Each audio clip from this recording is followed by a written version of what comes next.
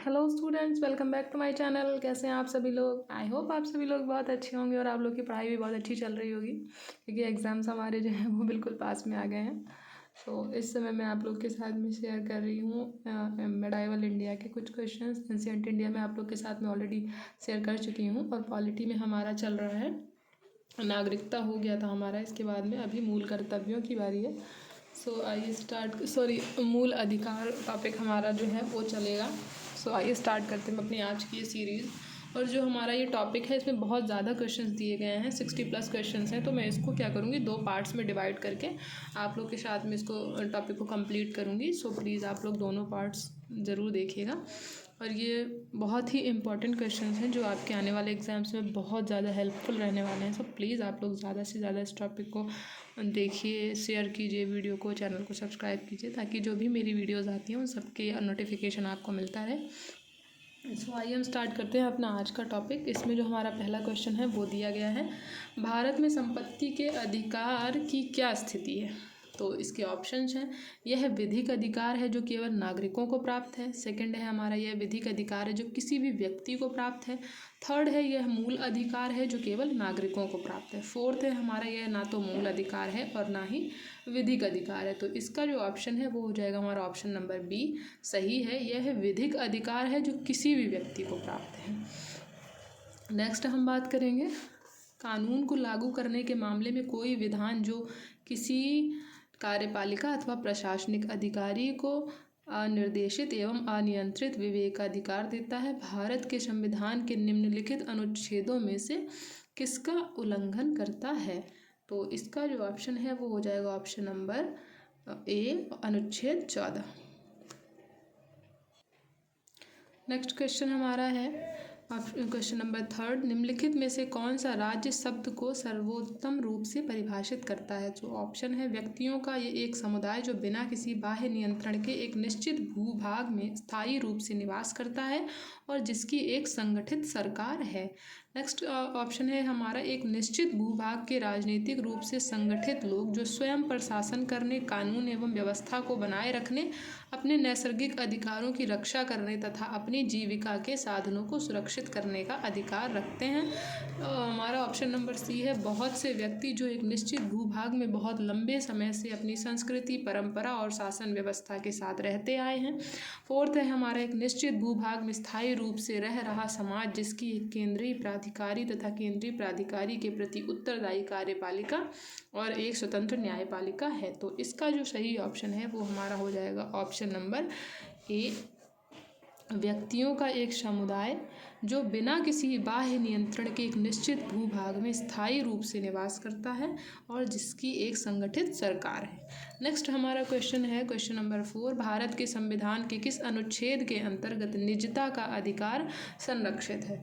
तो ऑप्शंस दिए गए हैं, अनुच्छेद 15, अनुच्छेद 19, अनुच्छेद 21 और अनुच्छेद 29। तो इसका जो सही ऑप्शन है वो हो जाएगा हमारा ऑप्शन नंबर सी, अनुच्छेद 21।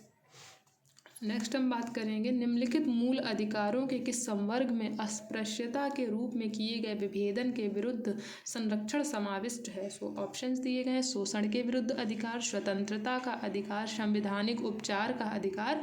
ऑप्शन नंबर डी है समता का अधिकार। तो इसका जो सही ऑप्शन हमारा है वो हो जाएगा ऑप्शन नंबर डी, समता का अधिकार।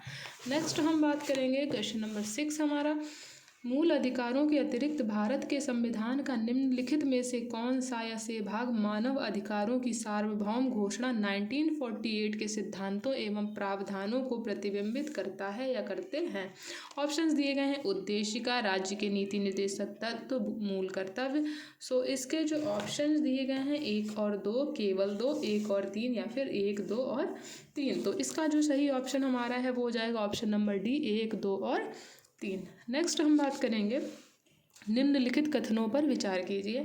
तो पहला ऑप्शन है, पहला जो दिया है वो है, शिक्षा का अधिकार आरटीआई अधिनियम के अनुसार किसी राज्य में शिक्षक के रूप में नियुक्त होने हेतु अहर होने के लिए किसी व्यक्ति में संबंधित राज्य अध्यापक शिक्षा परिषद द्वारा निर्धारित न्यूनतम योग्यता का होना आवश्यक है। सेकंड है, आरटीआई अधिनियम के अनुसार प्राथमिक कक्षाओं में शिक्षण हेतु किसी अभ्यर्थी के लिए राष्ट्रीय अध्यापक शिक्षा परिषद के दिशा निर्देशों के अनुरूप लिए गए अध्यापक अर्हता परीक्षण में उत्तीर्ण होना आवश्यक है। थर्ड है हमारा, भारत में 90% से अधिक अध्यापक शिक्षा संस्थान प्रत्यक्ष रूप से राज्य सरकारों के अधीन है। तो इसका जो सही ऑप्शन हमारा हो जाएगा वो हो जाएगा ऑप्शन नंबर बी, केवल 2। आरटीआई अधिनियम के अनुसार प्राथमिक कक्षाओं में शिक्षण हेतु किसी अभ्यर्थी के लिए राष्ट्रीय अध्यापक शिक्षा परिषद के दिशा निर्देशों के अनुरूप लिए गए अध्यापक अर्हता परीक्षण में उत्तीर्ण होना आवश्यक है। नेक्स्ट हम बात करेंगे, क्वेश्चन नंबर हमारा 8 है। इसमें हमें जो सूचियां हैं उनको मिलाना है। तो पहला समानता का अधिकार, स्वतंत्रता का अधिकार, संस्कृति शिक्षा का अधिकार व फिर धर्म की स्वतंत्रता का अधिकार। तो इसका जो सही ऑप्शन है वो हो जाएगा हमारा ऑप्शन नंबर बी। समानता का अधिकार हमारा 14 से 18 तक है। स्वतंत्रता का अधिकार है 19 से लेकर के 22 तक। संस्कृति व शिक्षा का अधिकार हमारा दिया गया है 29 से 30 तक। धर्म की स्वतंत्रता का जो अधिकार हमारा है वो दिया गया है 25 से 28 तक। नेक्स्ट हम बात करेंगे, निजता के अधिकार को जीवन एवं व्यक्तिगत स्वतंत्रता के अधिकार के अंतर्भूत भाग के रूप में संरक्षित किया जाता है। भारत के संविधान में निम्नलिखित में से किससे उपर्युक्त सही कथन एवं समुचित ढांचे से अर्थित होता है। सो इसके जो हमारे ऑप्शंस हैं वो दिए गए हैं। अनुच्छेद 14 एवं संविधान के 42वें संशोधन के अधीन उपबंध। बी है हमारा अनुच्छेद 17 एवं भाग 4 में दिए गए राज्य के नीति निदेशक तत्व।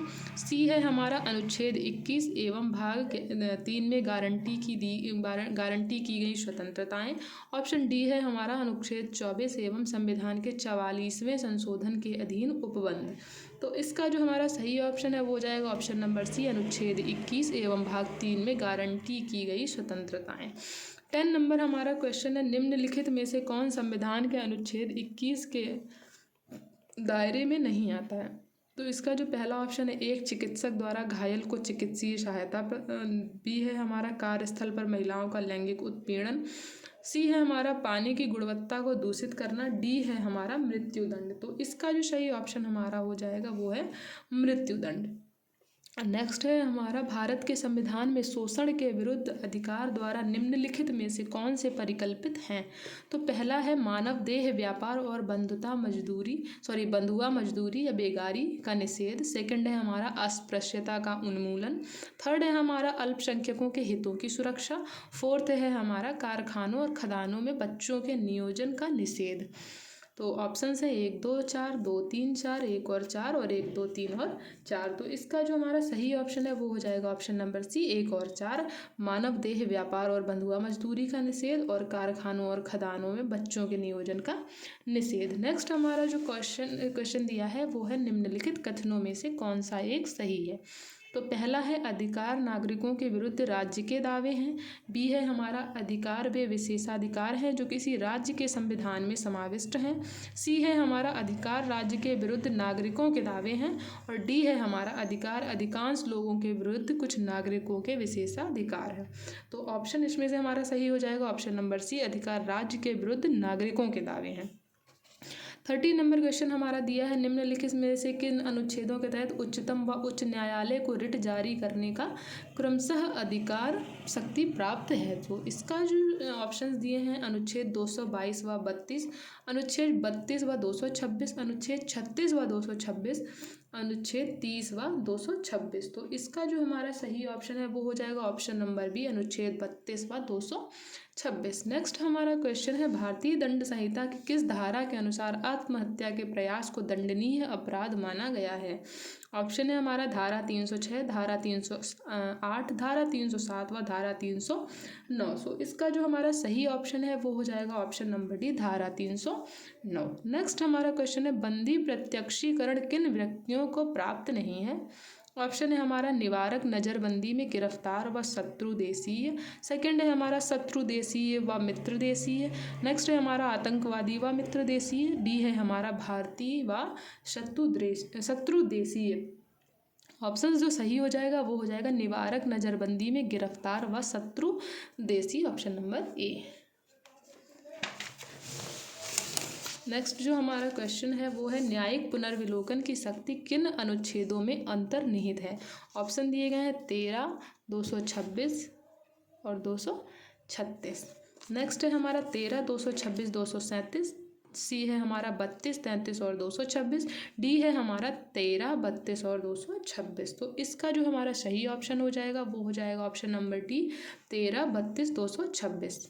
नेक्स्ट हम बात करेंगे सामाजिक, आर्थिक और राजनीतिक क्षेत्रों में समान आधार निर्मित करने के उद्देश्य से राज्य असमान लोगों के लिए भिन्न व्यवहार करता है। सो इसका जो कारण दिया है वो दिया गया, समान लोगों में विधि समान होगी और समान रूप से प्रशासित की जाएगी। तो इसके ऑप्शंस दिए गए, ए सही है, आर गलत है, बी है ए गलत है किंतु आर सही है, सी हमारा है ए और आर दोनों सही है किंतु ए का सही स्पष्टीकरण आर नहीं है, डी है हमारा ए और आर दोनों सही हैं और आर ए का सही स्पष्टीकरण है। सो इसका जो सही ऑप्शन हमारा हो जाएगा वो होगा ऑप्शन नंबर डी, ए और आर दोनों सही हैं और ए का सही स्पष्टीकरण आर है। नेक्स्ट हम बात करेंगे भारतीय संविधान का कौन सा अनुच्छेद अस्पृश्यता का उन्मूलन करता है और किसी भी रूप में इसके आचरण का निषेध करता है। तो इसका हमारे ऑप्शंस दिए गए हैं अनुच्छेद 16, अनुच्छेद 17, अनुच्छेद 18 और अनुच्छेद 15। तो इसका जो सही ऑप्शन है हमारा वो हो जाएगा ऑप्शन नंबर 17 जो है हमारा वो अस्पृश्यता का उन्मूलन करता है। नेक्स्ट हम बात करेंगे क्वेश्चन नंबर हमारा 18, अनुसूचित जाति तथा अनुसूचित जनजाति को किस अनुच्छेद के अंतर्गत मौलिक सामाजिक, आर्थिक, राजनीतिक तथा सांस्कृतिक अधिकार दिया गया है। ऑप्शंस दिए गए हैं अनुच्छेद 20, अनुच्छेद 19, अनुच्छेद 18 या फिर अनुच्छेद 17। तो इसका जो हमारा सही ऑप्शन हो जाएगा वो हो जाएगा ऑप्शन नंबर डी, अनुच्छेद 17। सॉरी, मैं इसको थोड़ा सा कंफ्यूज हो गई। हमारा 20 नंबर क्वेश्चन है भारतीय संविधान के अंतर्गत निम्नलिखित में से किसे मूल अधिकारों का संरक्षक समझा जाता है। सो ऑप्शन दिए गए संसद को, राष्ट्रपति को, न्यायपालिका को या फिर प्रधानमंत्री को। सो नेक्स्ट हमारा इसका जो सही ऑप्शन है वो हमारा हो जाएगा ऑप्शन नंबर सी, न्यायपालिका को। नेक्स्ट क्वेश्चन हमारा है भारतीय संविधान के अनुच्छेद 25 के अनुसार धर्म स्वातंत्र्य का अधिकार किसके अधीन है। सो ऑप्शंस दिए गए हैं सार्वजनिक व्यवस्था, स्वास्थ्य, सदाचार या फिर मानवतावाद। तो इसका जो हमारा सही ऑप्शन हो जाएगा वो होगा ऑप्शन नंबर डी, मानवतावाद। नेक्स्ट हम बात करेंगे निम्नलिखित में से किस आधार के कारण नागरिक की विचार एवं अभिव्यक्ति की स्वतंत्रता पर प्रतिबंध नहीं लगाया जा सकता है। ऑप्शन है भारत की संप्रभुता, न्यायपालिका का अपमान, लोक व्यवस्था या फिर अवांछनीय आलोचना। तो इसका जो सही ऑप्शन हमारा है वो हो जाएगा ऑप्शन नंबर डी, अवांछनीय आलोचना। नेक्स्ट हमारा जो क्वेश्चन है वो दिया गया है मौलिक अधिकार क्या है। ऑप्शन है वाद योग्य, अवाद योग्य, लचीले या फिर कठोर। तो ऑप्शन इसका जो है वो सही हो जाएगा ऑप्शन नंबर ए, वाद योग्य। जब भी हमारे मौलिक अधिकारों का हनन होता है तो हम जा कर के किसी भी हाई कोर्ट या फिर सुप्रीम कोर्ट में जा कर के अपनी बात दायर कर सकते हैं। नेक्स्ट हमारी क्वेश्चन दिया गया है भारतीय संविधान के अनुच्छेद 25 में प्रयुक्त हिंदू शब्द किसे सम्मिलित नहीं करता। ऑप्शन है बौद्धों को, जैनों को, पारसियों को या फिर सिखों को। तो इसका जो सही ऑप्शन है वो हो जाएगा ऑप्शन नंबर सी, पारसियों को। नेक्स्ट हम बात करेंगे राज्य 6 से 14 वर्ष के सभी बच्चों को निःशुल्क एवं अनिवार्य शिक्षा प्रदान करेगा। कारण है एक प्रजातांत्रिक समाज में शिक्षा का अधिकार मानवाधिकार के रूप में विकास के अधिकार की व्याख्या के लिए अपरिहार्य है। सो इसका जो हमारा सही ऑप्शन हो जाएगा वो हो जाएगा ऑप्शन नंबर ए और आर दोनों सही हैं, ए का सही स्पष्टीकरण आर है। नेक्स्ट हम बात करेंगे भारत के संविधान का कौन सा अनुच्छेद अपनी पसंद के व्यक्ति से विवाह करने के किसी व्यक्ति के अधिकार को संरक्षण देता है। सो इसके ऑप्शन है अनुच्छेद 19, अनुच्छेद 25, अनुच्छेद 21 या फिर अनुच्छेद 29। तो ऑप्शन इसका जो सही है वो हमारा हो जाएगा अनुच्छेद 21। नेक्स्ट हम बात करेंगे भारत के उच्चतम न्यायालय में निम्नलिखित में से किस एक वाद में पिछड़े वर्गों के बीच क्रीमी लेयर के मुद्दे पर चर्चा की गई। तो ऑप्शन है इसके के.एम. नानावती बनाम स्टेट ऑफ बॉम्बे, इंदिरा साहनी बनाम यूनियन ऑफ इंडिया, सी है हमारा मधुलिमय बनाम वेदमूर्ति, डी है सज्जन सिंह बनाम स्टेट ऑफ पंजाब। तो इसका जो हमारा सही ऑप्शन है वो हो जाएगा option number B, Indira Sahni बनाम यूनियन ऑफ इंडिया। नेक्स्ट हमारा जो क्वेश्चन है वो है निम्नलिखित अधिनिर्णयों में से किस एक में यह घोषणा की गई है कि भारत के संविधान के भाग 3 के किसी भी उपबंध में संशोधन करने की कोई शक्ति संसद को नहीं है। तो ऑप्शन दिए गए हैं केशवानंद भारती बनाम स्टेट ऑफ केरल, बी है हमारा गोलकनाथ बनाम स्टेट ऑफ पंजाब, डी है हमारा चंपकम दोराई राजन बनाम स्टेट ऑफ मद्रास, डी है हमारा मिनर्वा मिल्स लिमिटेड बनाम भारत सरकार। तो इसका जो हमारा सही ऑप्शन है वो हो जाएगा ऑप्शन नंबर बी, गोलकनाथ बनाम स्टेट ऑफ पंजाब। नेक्स्ट जो हमारा क्वेश्चन है वो है निम्नलिखित में से कौन सा या से कथन सही है। भारत के संविधान का अनुच्छेद 15 भारत के नागरिकों तथा विदेशियों दोनों को उपलब्ध है। सेकंड है हमारा भारत के संविधान का अनुच्छेद 16 केवल भारत के नागरिकों को उपलब्ध है।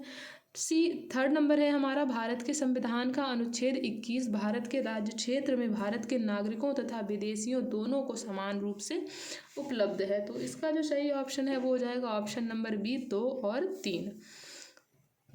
नेक्स्ट हमारा क्वेश्चन है भारत के संविधान के अनुच्छेद 14 के अधीन यथा प्रतिष्ठापित विधि के समक्ष क्षमता तथा विधियों के समान संरक्षण के लाभ निम्नलिखित में से किसे या फिर किन्हें प्राप्त हो सकते हैं। ऑप्शन है हमारा भारत में रहने वाले सभी भारतीयों को प्राप्त, सभी नागरिकों को। सी है हमारा विदेश में रहने वाले सभी भारतीय नागरिकों को। थर्ड है हमारा भारत के राज्य क्षेत्र के अंदर रहने वाले विदेशियों को। फोर्थ है हमारा भारत में जन्मे सभी नागरिकों को। तो इसका जो हमारा सही ऑप्शन है वो हो जाएगा ऑप्शन नंबर सी 1 और 3, भारत में रहने वाले सभी भारतीय नागरिकों को और भारत के राज्य क्षेत्र के अंदर रहने वाले विदेशियों को। नेक्स्ट जो हमारा क्वेश्चन है वह है भारत के संविधान के उपबंधों के बारे में निम्नलिखित में से कौन सा कथन सही है। ऑप्शन दिया गया है अल्पसंख्यक वर्ग अपनी रुचि की शिक्षा संस्थाओं की स्थापना और प्रशासन संचालन कर सकते हैं। बी है हमारा अनुच्छेद 30 के अधीन केवल भाषाई नृजातीय और धार्मिक अल्पसंख्यकों का उल्लेख किया गया है। सी है हमारा प्रत्येक धार्मिक संप्रदाय को धार्मिक और पूर्त प्रयोजनों के लिए संस्थाओं की स्थापना करने और उनका अनुरक्षण करने का बेरोक अधिकार है। डी है हमारा किसी धार्मिक अल्पसंख्यक वर्ग द्वारा स्थापित कोई शिक्षा संस्था सरकार से वित्तीय सहायता प्राप्त होने पर अपना अल्पसंख्यक दर्जा खो देती है। इसका जो सही ऑप्शन है हमारा वो हो जाएगा ऑप्शन नंबर ए, अल्पसंख्यक वर्ग अपनी रुचि की शिक्षा संस्थाओं की स्थापना और प्रशासन कर सकते हैं। नेक्स्ट क्वेश्चन हमारा है भारत में समावेदन करने में सुने जाने का अधिकार नियम लोक्स स्टैंडाई रूल को किस वाद के द्वारा उदार बनाया गया है। तो ऑप्शन दिए गए हैं ए SR बोम्मई बनाम भारत संघ, बी है हमारा मिनर्वा मिल्स बनाम भारत संघ, सी है हमारा SP गुप्ता बनाम भारत संघ, डी है हमारा केशवानंद भारती बनाम केरल राज्य। तो इसका जो सही ऑप्शन हमारा है वो हो जाएगा SP गुप्ता बनाम भारत संघ। तो आज की वीडियो में इतना ही, मैंने 32 क्वेश्चन आप लोग के साथ में डिस्कस किए हैं। नेक्स्ट जो हमारे 30 या 32 क्वेश्चन जो बचे हुए हैं उनको हम नेक्स्ट वीडियो में शेयर करेंगे। तो अभी आप इनको प्रैक्टिस कीजिए और देखिए आपसे कितने क्वेश्चन सॉल्व हो जा रहे हैं। अगर क्वेश्चन सॉल्व नहीं होते हैं तो आप लोग दोबारा से थोड़ा रिवीजन करके उसको सॉल्व करने की कोशिश कीजिए। मिलते हैं आपसे नेक्स्ट वीडियो में, तब तक के लिए पढ़ाई करते रहिए। Bye bye.